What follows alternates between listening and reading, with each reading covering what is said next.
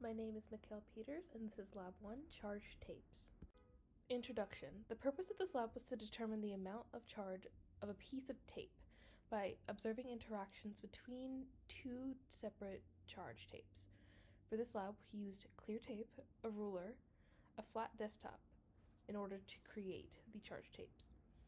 GlowScript will be used to create a computational model to mimic the tape and model its interactions. The tape was determined to have a charge of 2.8 times 10 to the negative 9 coulombs, and the number of electrons lost by each tape was determined to be 1.75 times 10 to the negative 11 electrons.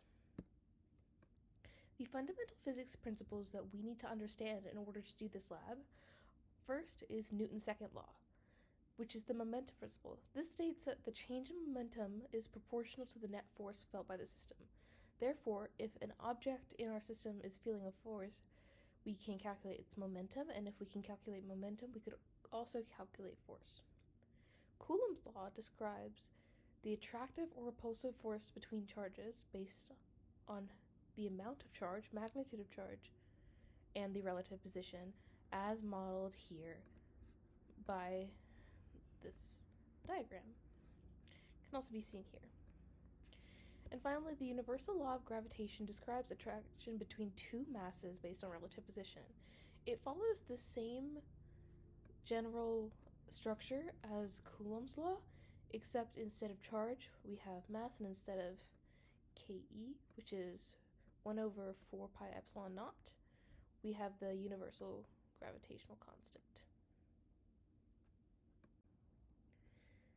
To create the charge tape, we stuck a piece of clear tape, sticky side down, onto the top of another piece of tape, and we pull them apart, as seen in this image here. Our other initial conditions were a tape mass of 2 times 10 to the negative 4 kilograms, 0.2 meters tape length, 0.02 tape width, a tape area of 0.004 meters squared, atom area of 1 times 10 to the negative 20 meters squared, and a number of atoms in the tape was 4 times 10 to the 17. For our observed model, the system was this bottom tape, seen here, and the system was everything else. So the ruler, the computers which the tape were stuck to, the top tape, the hands, and the air, and everything that is included in the earth. And the distance between the positively charged tapes, which you can take by measuring this here, was 4 centimeters or 0.04 meters. To find the number of electrons, we first use the gravitational force. And this is the mass of the tape times gravity, which is 1.96 times 10 to the negative 3 newtons. And to find the magnitude of the electric force, we can see that it would be equal in magnitude but opposite in direction to the force of gravity. So this would also be equal to 1.96 times 10 to the negative 3 newtons. To find the electric charge, we can use this equation here, using Ke, which is 1 over 4 pi epsilon naught, our charge squared, and d squared, to get 1.17 times 10 to the negative 8 coulombs. And in order to find the number of electrons lost, we take the charge of the tape and divide it by the charge of electrons. And in the end, we got 1.75 times 10 to the negative 11 electrons.